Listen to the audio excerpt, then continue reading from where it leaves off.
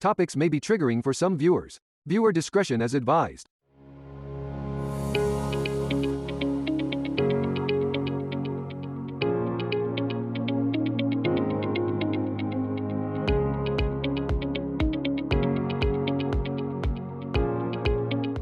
Hi everyone, welcome to Recovering with Friends. I'm Seth Fournier, and we got a group here. Kayleigh Daly is co-hosting this, and we're just going to discuss recovery and what recovery is to you. But let's take a minute and just go through and introduce ourselves real quick. I'm Seth. I'm here because I believe in helping others believe in recovery, and this is, to me, helps me heal, and I'm just hoping that we can touch a few individuals that might answer some questions and some thoughts that they have. If we're thinking it, other people are thinking it too, is my guess. Kayleigh? Yeah, I'm Kayleigh Daly, and I was asked by Seth to do this, and I thought it was a great idea, especially to bring awareness, show that we do recover, and just show that recovery isn't as scary as everybody thinks. Glenn? My name is Glenn Gordon, and I'm here tonight to just talk amongst friends. Love it. And Sam? And I'm Sam Cummings. I am here kind of the same reason as Seth, just to possibly be able to help somebody who is struggling in early recovery or is still in active addiction. Maybe just be able to give some hope to someone who's still struggling. I think speaking for everybody, that part of our recovery is helping other people. That helps us as much as it helps others. But so tonight we're going to start the topic off and see where it goes. But what is recovery to you? Sam, you want to lead us off? Recovery to me personally, like my own recovery, is abstinence from all drugs and alcohol, any mind or mood altering substances. That's just what personally works for me. I know that if I were to indulge in something that like wasn't my drug of choice, it very quickly leads me back to my drug of choice. So I know that recovery means different things to different people, and I'm very open to whatever recovery looks like to others. I'm definitely not going to be like, no, you need to be abstinent to someone who may use substances that I don't personally use. If they feel they're in recovery, I'm all for that.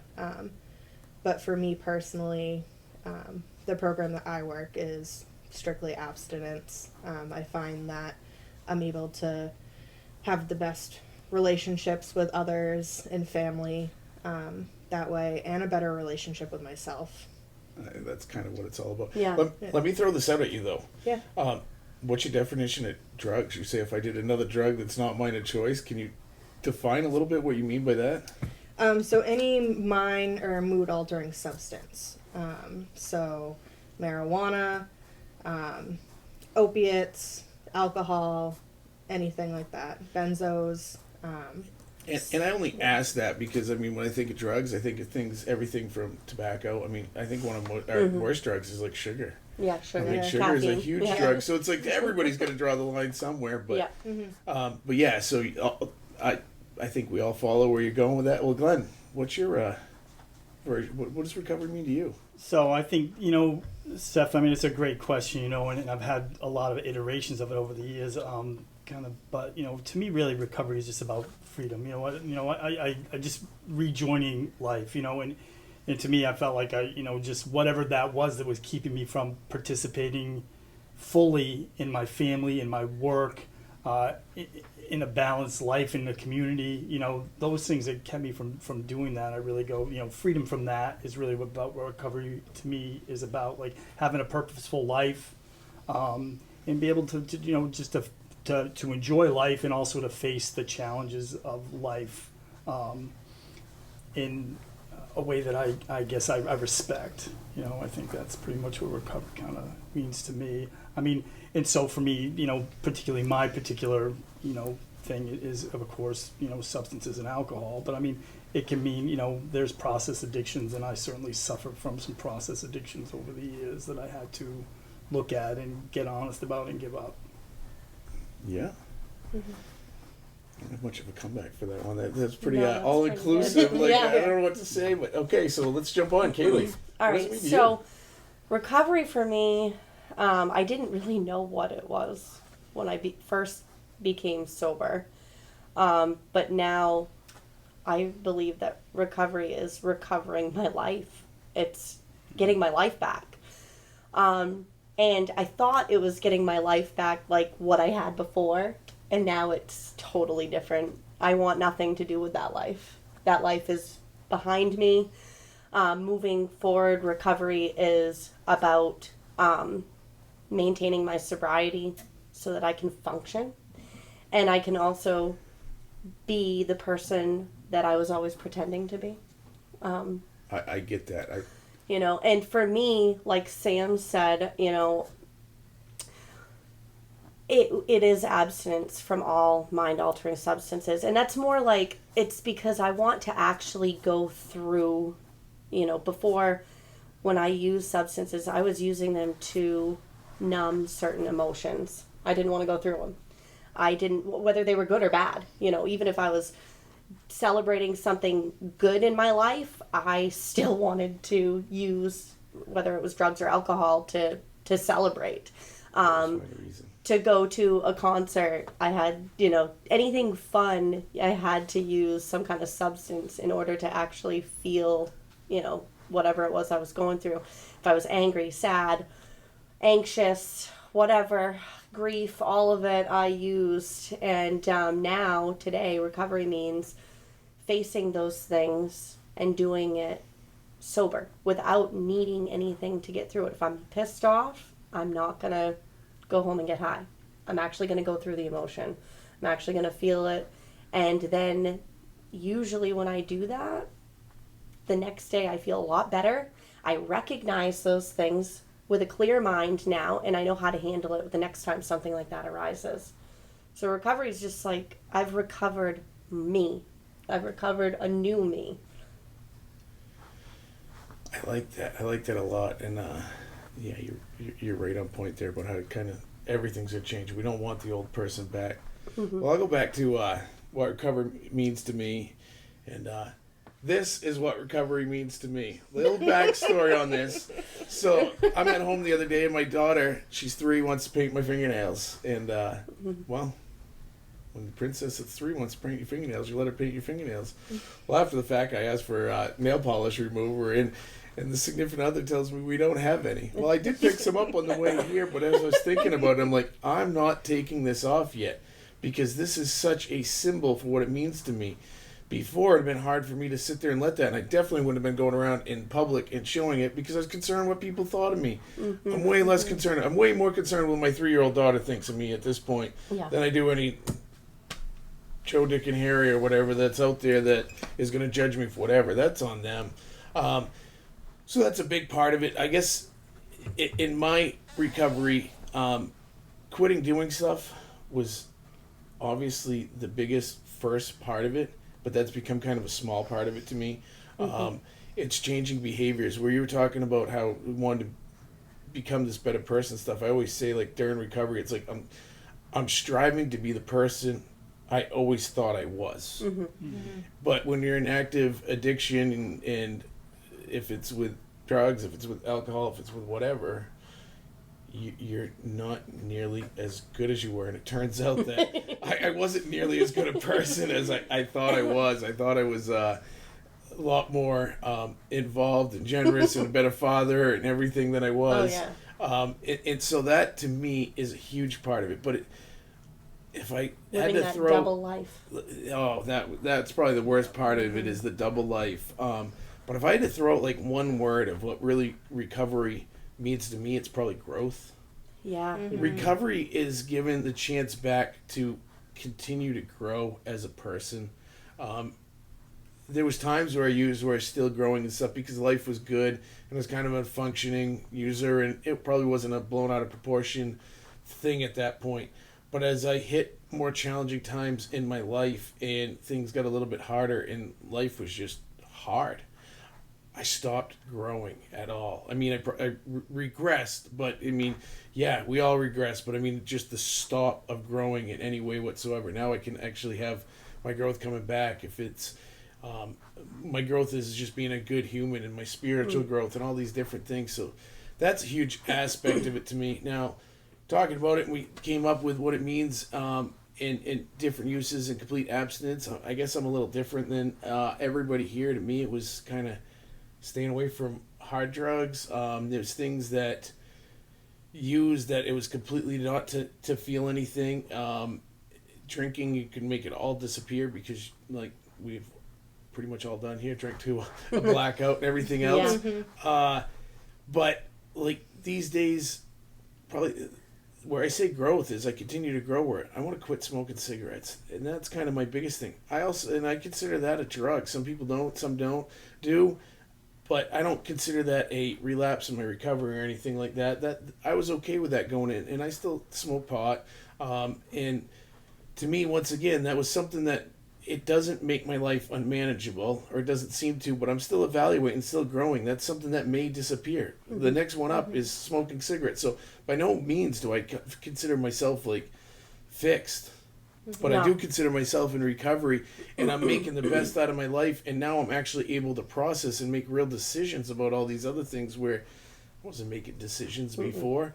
And so, like, to me, my next question would be is, like, what is a relapse? And with me, a lot of it is why you're doing something. And you kind of spoke on it, like, if you're doing it just to make the feelings disappear and stuff, like, with smoking, that wasn't why I do it. That's not there now. And there's other things. If you're taking stuff from a medication or something, I mean, that's a drug. But if you're using it for the right reasons, I mean, some people probably can't take opiates, period. I mean, because that's going to trigger them off. Other people, there might be something where they can use it. Everything we're handed is a drug. I mean, everything is. But if you're using it right, I think you're still in recovery. Now, if you start using it for the wrong reasons and you're like, oh man, my back doesn't hurt anymore, but I'm going to take another one of those, that's not. And, like, to me, like, hard drugs, there's no good reason to ever use them. So, like, that's where it's my recovery it is there, and why it's not from there. Same thing with alcohol. But what would a relapse be to you guys? What does that mean to you? I know for me, a relapse isn't necessarily about the specific substance that I choose. It's reverting back to old behaviors of trying to escape. Bingo. The reason you use something. Yeah. I mean, I know for me, with my personal relapses, I've never been given, like, a prescription and been able to take it appropriately since I have been trying to find recovery over the last few years. I would just automatically revert back to my old behaviors. So for me personally, like, if I were to have a surgery and they were to offer me an opiate script, I would refuse it. Because I know it's too much of a slippery slope for me, and I would end up, like, in full-blown addiction again. But, like, the definition of a relapse in my program is more about why I'm choosing to go back to a substance. Like, what am I trying to escape from?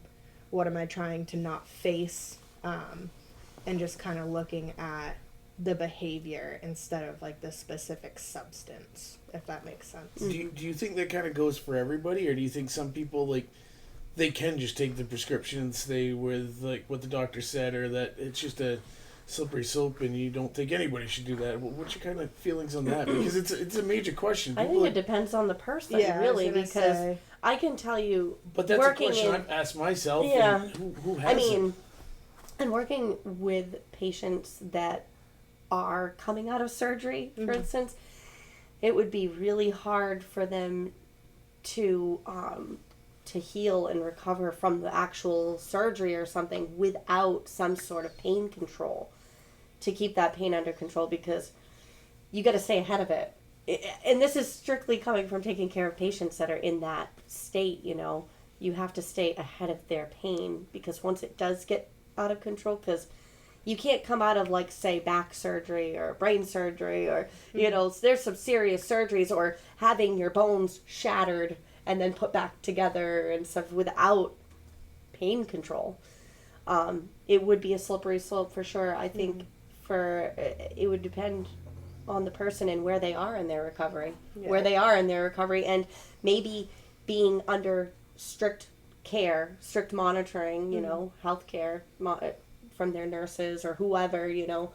It would be difficult. That would be a really difficult situation. Well, to play a little bit of devil's advocate here, like, what about the scenario where you go through that and you really need to have it? Now, somebody does that and they've had a problem and they may again, and they know that, hey, do you know what, I need to take this. I'm probably going to have to do some treatment afterwards to kind of get myself back on the right page. Is that a relapse, or is that just unfortunate circumstances? I mean, how do you guys view that? I think it would be the person. It Yeah. would be the person that, if they're doing the right steps, you know, if they're holding themselves accountable, you know, hey, I'm being prescribed this medication and I know that I need it at this time in order to function.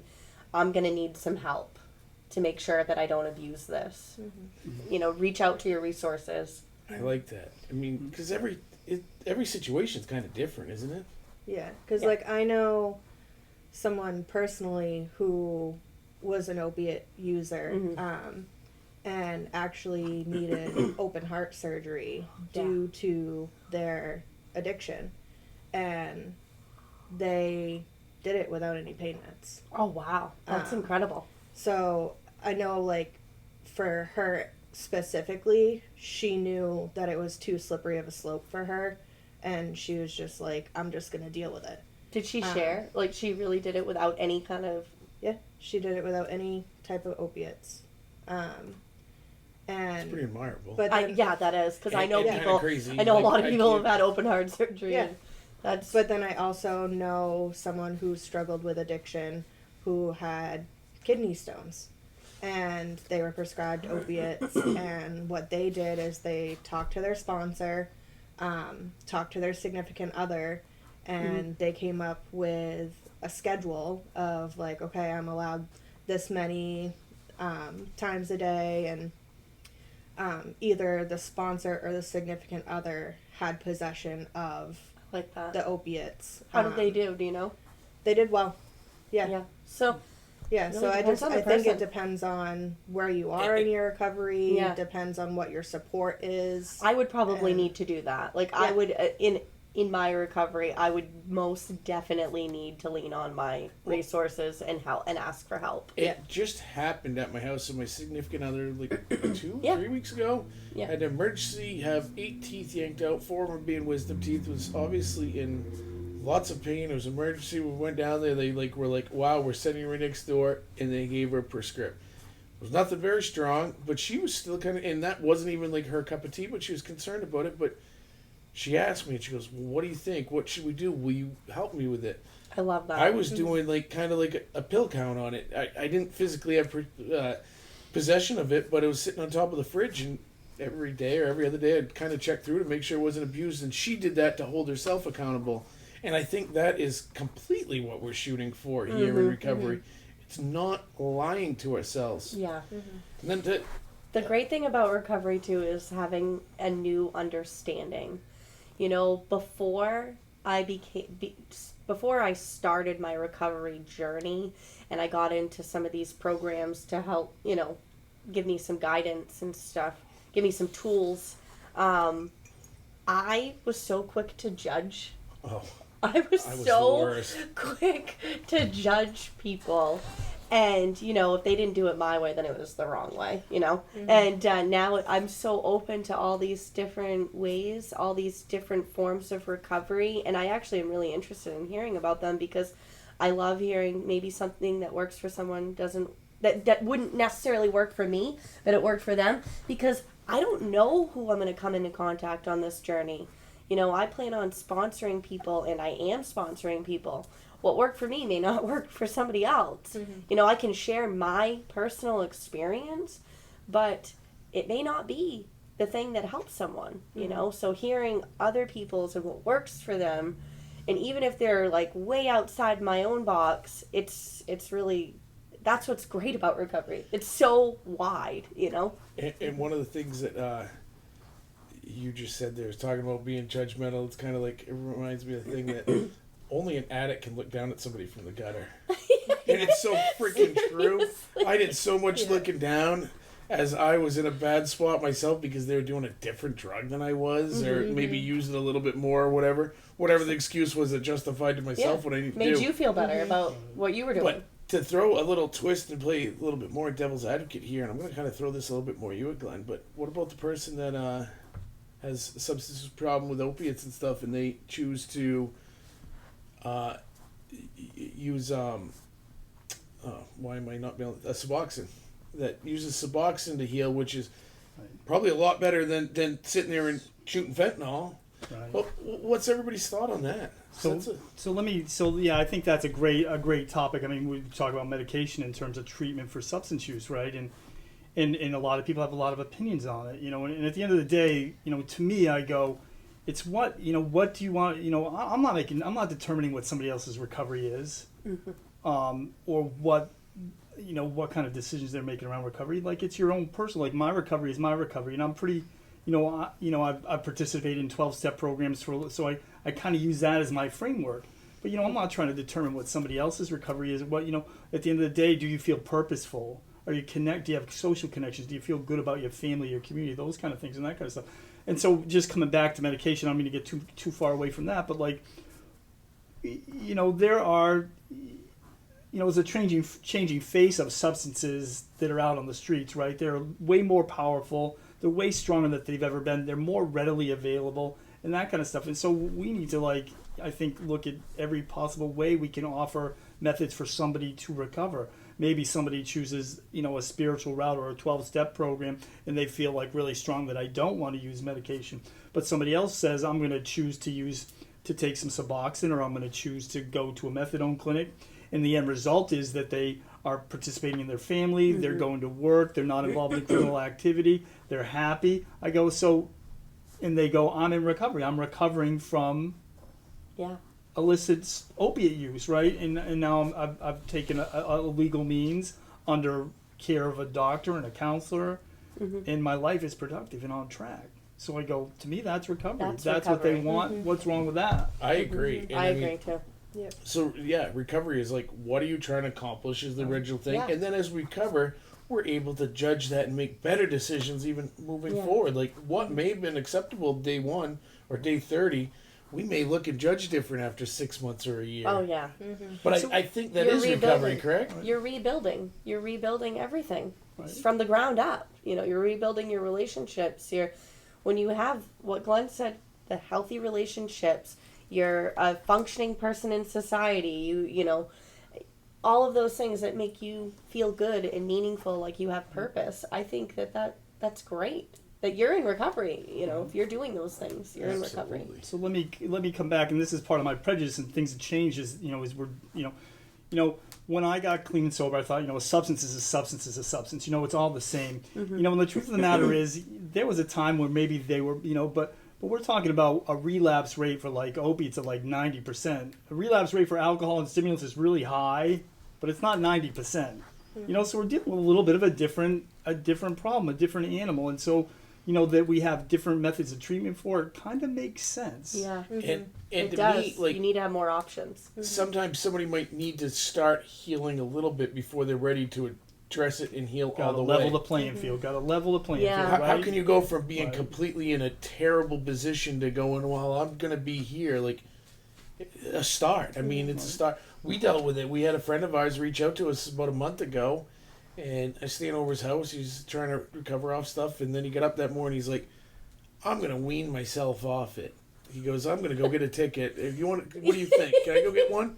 And I'm like, I think that's a terrible idea. Yeah. I don't think this is a good idea at all. And he goes, well, what about Suboxone? I'm like, I like that a whole lot better. Obviously, you'd rather see a legal way, but he had somewhere else that he could get it otherwise.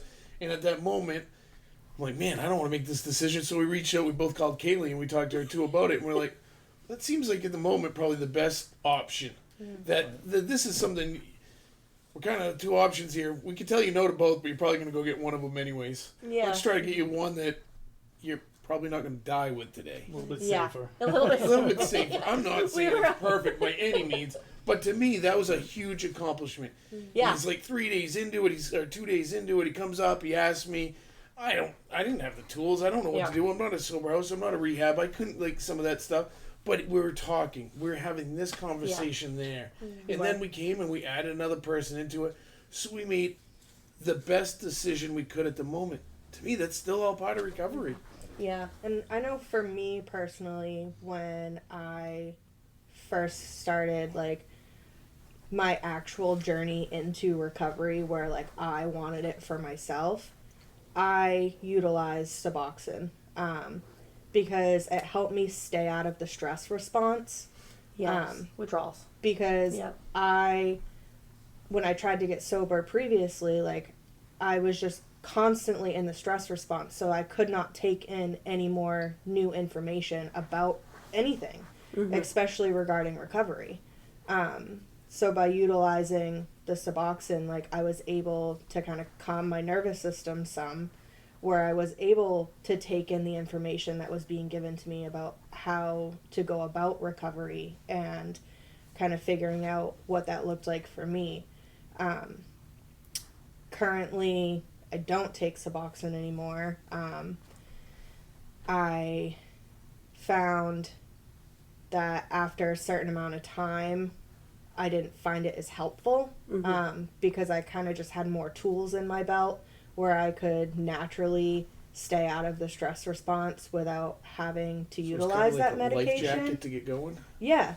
For some people. Yeah. Yeah. And I personally feel that I would not have made it as far as I have in recovery if I didn't utilize that in the beginning. I will say coming off of it was a bitch. Yeah, it is a lot harder to come off Suboxone than Yeah. opiates. So let me just, go ahead, Sam, I'm sorry. But I will say that for the time that I utilized it, it was very helpful. And, like, I never thought of abusing it or anything like that. Like, it didn't make me feel any type of way like my normal opiate usage would.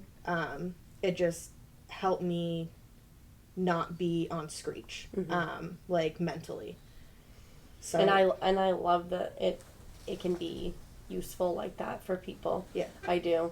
And for me personally, and that's, some of my background with the old job that I used to have, I had a lot of patients that were on Suboxone or Subutex. And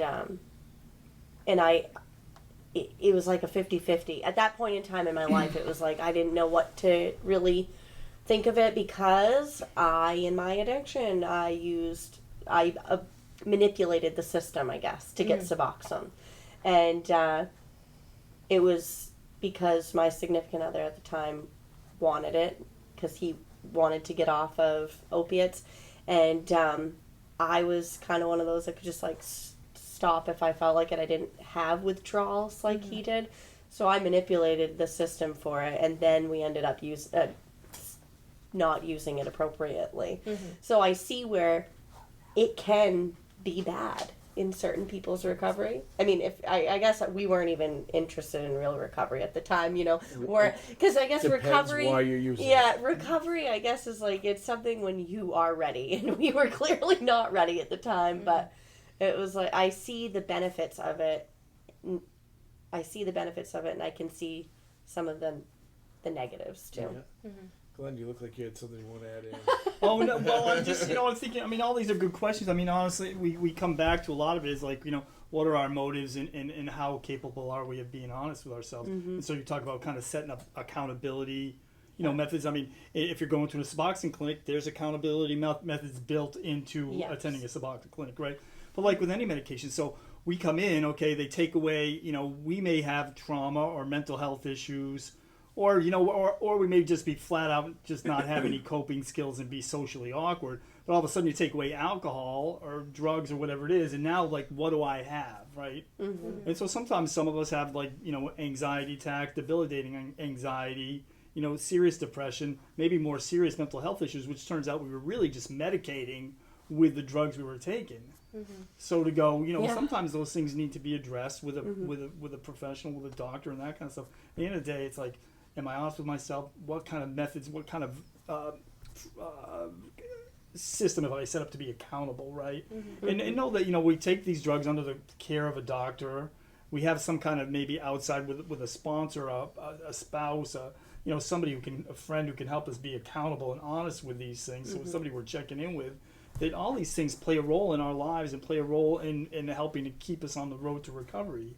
And I think it's important to acknowledge that and again, it comes back to me. It's like these are like personal issues. You know what I mean? At the end of the day, it's like, I'm making decisions. What is right for my recovery? And I think the one other thing, I think about relapse, it's just hard. I've been a member attending 12-step programs for a long time, but I go, at the end of the day, I think we put a lot of, we want to avoid relapse, especially with some of the drugs on the street, because they can be deadly. Like one relapse can be death, And I know the damage I can do in one night of drinking. I can like tear down my world in one single night, and so those are things definitely to consider. But at the end of the day, it's not about time. Like we put a lot of emphasis on racking up days and weeks and years, and I go, at the end of the day, my recovery is not about my time. My recovery is about the quality of my life.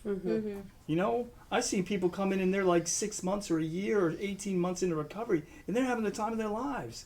It doesn't matter, and I go, that's what's really important to me. And for some people, a relapse, if sometimes that's a really good, sometimes it's a good event for people. Sometimes it has, and I'm not encouraging it, you know what I mean? No. But I've seen plenty of people who went out for a short time, and They it kind needed of got that. them So over should I that. stop to grab a six-pack on the way home? Is that what we're saying? No. I'm not encouraging, in diets you have, in diets people have cheat days. I'm not really encouraging a No, cheat day no with substances, cheat days. it's probably not a good idea. No, I totally see what you're saying, because I know that I've seen it myself with people that they needed that relapse that was, Reminder. because sometimes we forget in our recovery, we think, oh, I can have that glass of wine with dinner or whatever, it is. And you forget. And then it's like, it's so easy to go back to it if you let yourself slide. And then we have people in the 12-step programs that I've seen that have relapsed, and they really needed that reminder how quickly things get out of control, how quickly their life can just unravel, just by thinking that they have it under control for a brief moment or whatever. It happens so fast that we don't even know, we can't predict it. It's crazy how progressive it is.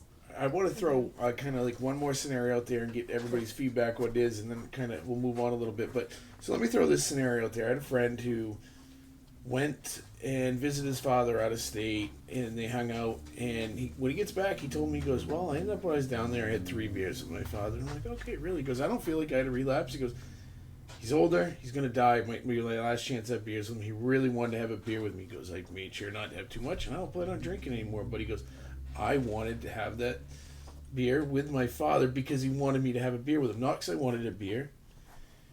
What do you think, relapse or not? I don't think it's a relapse because, the intent, what he was trying to do. And I do say that it's a slippery slope. Don't get me wrong. I'm just saying, he did it with open eyes, and so, the intent is different. And I don't know. What's everybody's thought? It's hard to answer that because I know the scenario. And the person talked to me about it too. And I feel, once again, this is a personal thing. It's everyone's recovery is different. And for Okay, yes or no, though? I don't believe it was, because it wasn't a night off. He didn't take a night off and just burn the whole place down. It was thought about. It was a conscious choice. Absolutely. I don't think it was a relapse, because I know, I kind of think it's like taking that medication we were talking about. The fact that he I came don't back know talking if I about it, think it's like that. almost like I'm not on board with that. Well, but not what I'm saying, but like where I'm just it's thinking- depending on how you go about it. But his accountability was coming back and talking to people afterwards about it. Right. And for this particular person, alcohol was not the issue for that person. It was not something that made his life unmanageable. And so I don't believe it's a relapse for that person because it wasn't. That's why it's so individualized. For me, it would be. Yeah. For me, it too. most definitely would be a relapse. And I hear that when I'm asking. The question is Like if was I somebody went to there where- Thanksgiving and was like, "Oh, my dad's having a whiskey, I'm gonna have one with him," Well, and I'll take it to the next level. Like, do you know what? When my baby girl gets married, I might have a glass of champagne as a toast. I may do that. And it's a personal choice or whatever. But so, what are you guys' take on that? What would you say? I can only go by my personal, for me. Like I think that is his choice to how that person defines that event is totally up to him. You know what I mean? Yeah. I go for me. My danger is, I do have a problem with alcohol. Like, I can And never so- do it. I can And do so it on and so wine. right I'm and sure. so I know, like if we're talking about alcohol, yeah, I can't. that taking one drink is going to Yeah. set up by definition of alcoholism that is going to set up the phenomenon of craving, which is going to make me crave more, and I Other- don't yeah. know what's going to happen. Like for me to lie to myself and say I could take 3 drinks and stop, and one, I go, oh, I could just have one and go, well, I'm just going to have one beer, but I'm going to have 3. It never happened in my life, so why would I think today would be any different, Yeah. right? So Yeah. that's a personal. The one thing I And can have like control. the 3 would have been more scary Yeah. for me. Like the 1 I could see in there. The only thing I can have control over is I know I won't get drunk if I don't pick up the drink at all. And I have 2 girls, and I pray that they get married someday and that I'm here to be witness to it. I will cheers them with a ginger ale or a sparkling water because I know, like, I understand the significance of it, but for me, it is, I can't guarantee that I'll be able to just have one. I can't. I can guarantee I will not relapse if I just don't have any. And I'm not saying that I would do that. Don't get me wrong. That's not even saying something I want to do. It's just kind of a theoretical thing. And that wasn't my huge thing that I'm scared of. Like, I couldn't sit there and be like, hey, you got married today, I'm going to do one line. That's not going to happen. Like, I got to stay away from that completely. Yeah. But you think, so I go, the biggest thing is, okay, today I have the life that I want to live. It took me a long time to get this life. Took a lot of effort to get here. And so anything like that, I have to ask myself 2 questions. What's the risk? Yeah. I don't know what's going to happen. If I put alcohol or drugs in my body, I don't know what's going to happen. Could be fine. Okay? I don't know. I mean, I don't believe that. That's not my experience. That is not but what's the other been question in is, history. but the other question is, what's at stake? I gotta be honest with myself about those 2 questions. So I go, is there anything, if I want to get like screwed up for a little bit, is there any, in knowing what's at stake, is the risk worth what's at stake? And I gotta be honest with myself about that question. When they legalized marijuana, I thought, I had a couple thoughts. I said, I could walk right into a store now and get a joint and sit home at 1 o'clock in the morning and put on a rerun of John Belushi on Saturday Night Live. Yeah. And nobody would know, and I wouldn't hurt anybody. Yeah. And I go, what's the risk? And I go, what's at stake? I got a life that I love to live. Is there anything worth that? I love how you put To that be because... messed up for 2 or 3 or 4 hours. I love that. And I love the way you put that because, like, I mean, I'm not saying that I would do that or that's even crossed my mind. It was just an example. And I think that that's right. It's not worth the risk. No. Now, like, where I say that I still smoke pot, I didn't take anything new on. I just didn't cut that out. And like you were talking about using some socks, and kind of pot did that for me for the first month. Holy shit, you'd have thought I sent out smoke signals. I mean, like, one was going up, but that kept me from doing the other stuff that was there, and it was kind of gave me that little bit of, well, I need this, and then it slowly got where it's not used like that, and I'm still evaluating everything, but, like, for the first month, Jesus, people thought my house was on fire. I truly believe that marijuana and mushrooms can be used medicinally. I believe for people that they have holistic values. For me personally, because since my recovery journey, I've experimented with both. They just don't go with my program. I thought that, in the beginning of my recovery, I was like nothing. When I cut out sugar, caffeine, alcohol, drugs, marijuana, everything. So you're saying she relapsed a lot. I shocked my system because I was so worried that I caused irreversible damage to my heart when I had to have CPR and stuff done. So I was just like, I was afraid to even eat like greasy foods. It was that bad. I slowly introduced caffeine back into my life, and I love coffee now. So, I mean cigarettes too. Like, I mean, I stopped everything. But probably 6 months into my recovery, it was summer, and I was sitting around a fire with my neighbors, and they were smoking a joint, and I didn't see anything wrong with it because marijuana wasn't something that made my life unmanageable before. It wasn't something that I did on a regular basis or on a daily basis even. And I smoked with them, and I had some, there was a handful of times in my recovery that I had smoked pot, and I didn't see any issue with it. But then there was a moment where I was coming home from work, and I was very upset about something. I was really angry at something. And I said out loud to myself, I was like, when I get home, I am getting stoned. Like, I am getting high tonight. And as soon as I said it out loud, I was like, nope, I'm not. Because that was the moment that I realized that marijuana couldn't be part of my recovery.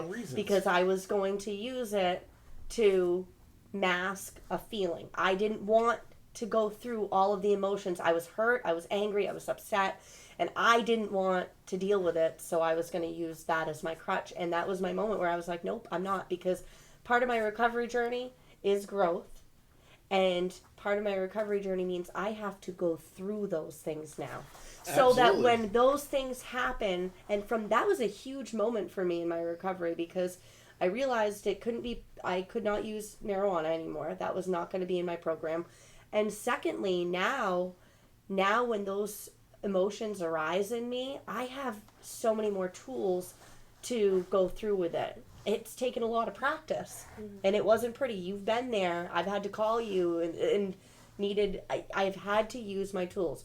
Pick up the phone, call someone, and just talk to somebody, instead of picking up the joint. Like, that's what I had to do. I needed to start relying on others to help me. But in our general consensus that I'm kind of grabbing here is that we're talking about these different scenarios, recovery and everything else. Recovery's not cut and dry. No. Is that what we can all agree on? Absolutely. Recovery's not cut and dry. I feel like it is people individual. Get scared away by the fact that they think that it's so cut and dry. It's supposed to be a specific way. I know people that have never even attempted recovery but are thinking about it because their lives are unmanageable. They are so afraid of it because you're right. They think it has to be black and white, and it is so not. Everybody's recovery is it's individualized. It's personal. It's just like, everyone's addiction process is very different. I don't think I've ever sat and talked to someone who has gone through the same experiences as me to a T that I did in my addiction. Like, they can relate to certain experiences. They've had similar experiences, but no one's addiction process is the same as anyone else's, and it's the same for recovery. I think when I tell people I haven't had a good night of sleep since I quit doing meth, nobody says that. I'm like, man, that's kind of stupid. I think a great way to end today's episode. I got one more question I want to throw at everybody before we kind of get there. So one more scenario, and then for tonight that I want to ask. So little backstory with me, like, I've always been wicked fidgety. I move around. I mean, now it's kind of apparent as I get older, I'm ADD. My uncle, when I used to go hunt with him, he called me Leaf. It's like, you're like a leaf in the wind. I can't sit still. I'm sure people are seeing that right now. I'm sure you guys are seeing it. I'm working as hard as I can not sit still. Now, the thoughts come up, but I don't want to do it yet. It's like, should I maybe get tested for it? Would medication maybe help some of it, all that? To me, I want to wait like at least a year before I look at that. I want a year of being without drugs before I look at, like, hey, maybe that would help. What is everybody's thought on, like, medication for different things? I mean, how does that go with recovery? So, I mean, I think, again, it's a personal thing. yeah. Because, like, I know for me, personally, like, I am diagnosed ADHD. And, like, there is no way I could healthfully take ADHD medication. I know for with me my also. past. I am definitely ADHD. So Yeah. is my child. I have been since day one. My parents have told me. And I find that people with ADHD are very high functioning. And they need a lot of things going on at the same time. That's why that's a lot of people with ADHD become addicts and are addicts. And but I know that I have had to learn how to manage it without medication. I love my life way better than if I know a lot of people with ADHD that use medication. It helps them focus and it works for them. But I know for me personally, it would make me feel like a complete zombie. So you're a no. You're I'm a a- no. Yeah. so me, I love my life. so me, like, so again, it's a personal thing, you know, and I don't, and I think, you know, that there's a lot of medications and I've seen them work for a lot of different people, but for me personally, I'm going to exhaust every possibility that I can, you know, specifically like with these topics, you know, I'm going to read books, I'm going to research the internet, I'm going to pray, I'm going to meditate, I'm going to ask people, I'm going to exhaust every possibility I can. I even do that for physical ailment. I mean, if my knees bother me, I'm like, how can I stretch? How can I strengthen my knee? What am I going to do? You know, exercise, diet, sleep. Yeah. What can I do that is going to not involve medication or a doctor? And that's just the way I approach it. You know, if I can take, you know, if I can get away with that, if I can solve the problem without taking medication and spend minimal money. And some of it's that I'm just cheap. Right? I don't want to give a doctor money that I could spend. Yeah. Oh, man, talk about a funny story, though. Like, so when I first came, I was getting ready to be done quitting drugs and stuff like that. And then shortly into it, I got wicked sick there and, like, had a bad sinus infection. Didn't want to go to the doctor, so I didn't want to spend the money. And I had to remind myself, I'm going, it's a couple $100. I'd spend that in an hour before. Why am I not willing to spend that to get healthy when I know all I need is a damn Z-Pack? But that what you're saying there is kind of why I'm sitting there going, well, to me anyways, I'm going to give it at least a year before I consider it. And then I'm going to, if I do that, I'm going to be very upfront with what my problems were with the doctor and everything else. I know there's some meds that like don't affect you much at all, and like you see it there. And now, I'd be a little scared of Adderall. Adderall tends to lead to meth, so it's like different things. Yeah. I don't know the answers to it, but and I mean I know some people struggle with anxiety and different things like that. Kind of doesn't make them bad for going to do it. It's a very individual decision, but it can also be a very scary decision that I think people need to take very seriously. Yes, I think and they be need very to open research. and very honest. I mean, talk about a time where you should just talk to your sponsor, talk to Yeah. your friends, talk to your group, talk to a counselor, Okay, talk to your yes. doctor. You've got You want to exhaust those avenues before you go there and just go, well, let's face it, the pill never fixed us before. I don't care what the pill was. The only pill that's ever seemed to work is when my girlfriend takes birth control, and that one I'm okay with. But besides that, pills probably not the best. Well, you got on to, you know, I mean, the other thing is sometimes we, you know, physiological symptoms manifest, we experience them as psychological symptoms. So somebody could have something that is physiologically wrong with them, but the way we're experiencing the first symptom we're experiencing is depression or anxiety, and it could be something physiological, maybe our thyroid or something like that. Yeah. So we go, that is going to require some medication, but the way we experience it, well, I'm just going to ignore that or try and, you know, muscle my way through this stuff. I mean, it's worth getting checked out by a doctor because maybe it's a sign of something more. Yeah, it could be. You know, I'm feeling lethargic and depressed. Well, maybe you are really sick.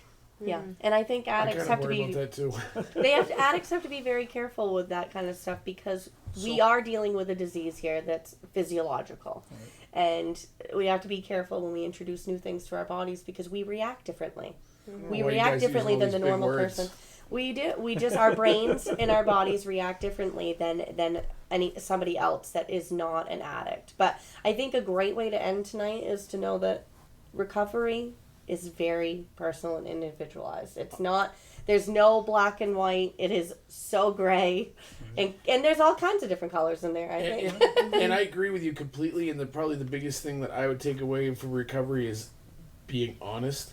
And that's being honest with yourself and being honest with those around you. If you're honest, you can kind of work through stuff. If we're not being honest with ourselves or anybody else, And if you're taking a damn Advil, you're probably screwing more up. importantly, recovery is a journey that you should not do alone. Yeah. Recovery is a journey that requires a village of people, and you need to get your village together because you can't do it alone I think successfully. so, but there are people that have successfully white-knuckled it and done it by themselves. I personally believe that a group is, or other people there, if it's one more person, it's successful. other, it makes it way easier. But we're going to get closing thoughts before we end this from you guys? Well, I would beg to differ on that people do it alone. I don't think I think people might put down substances for a little while. And I'm not saying necessarily go to a 12-step program or anything like that. But everybody has to have some kind of social connection. And it may be that they have a good, strong family who has good, strong values, and they're not using substances. And so but they don't do it alone. Those people don't do it alone. They have a social connection. Because probably more than anything else, the number one sign of if somebody's going to recover or not. I mean, I think the number one factor in determining whether somebody's going to be successful in recovery or not is their social connection more than anything else. Yeah. If somebody's in an environment where everybody they know are people who are using drugs or drinking, and they don't have anybody outside that environment, I'm not going to white knuckle myself to sobriety sitting in a bar every night. No. Yeah. There's nobody who is that strong-willed who's going to do it. I don't believe it. I would say that I've seen some people kind of white knuckle it, but at the same time, it's not really the full recovery. Their only recovery is not doing one thing, so their focus is just saying no, and they're not recovering emotionally. They're not recovering human. So I agree with you in that aspect. They're not happy usually. Because recovery is so much more than just quitting drugs. I think that's one thing we can all agree on here, that recovery is a lot more than just putting something down. If all it was about just not drinking and using drugs, I wouldn't stay sober. Why would I? If my life wasn't better, and so I compare myself to myself, okay? If I wasn't a different person than I was when I got here, if all I did was if I was that person who walked through the door on that day, and the only thing I did was put down drugs and alcohol, I wouldn't be here. No. I would either would have ended my life, or I would have just said, screw it, I'm just going to drink. I wouldn't be here either, but I've seen people do that, and I've always kind of referred to them as like the dry drunk or whatever. That's what I mean. They're Because miserable. they've never healed anything. They just eliminated. Now, to me, recovery is all about healing. It's about family. It's about letting my daughter do my nails. It's about being able to have conversations like this. Any closing thoughts, Sam, before we just to kind of bounce off of what you said, Glenn, like I've always been taught a huge part of recovery is the opposite of addiction is connection. I love that. So without having connections, like you're going to fall back into your addiction. And I can tell you, the connections you build in recovery are so much stronger. Yes. And they're long lasting and they're more meaningful. Before my connections were literally just how can it benefit me? Yeah. Now my connections are about how can I benefit somebody else? And I've made those connections in programs in the center, but I've also just in random places in outside life. I've had people that are still in crisis come up to me and make connections with them because they're curious. And they start talking. And so it's like that thing that builds up. There's so many different ways, but I do, like, connections is huge. But I'm a people person anyways. I like being around people. Even though, like, I hate being around people, I love being around people at the same time. But that's probably my brain's already screwed up. But, hey, thank you guys all for coming in here and doing this. I think it was awesome. Thanks, Seth.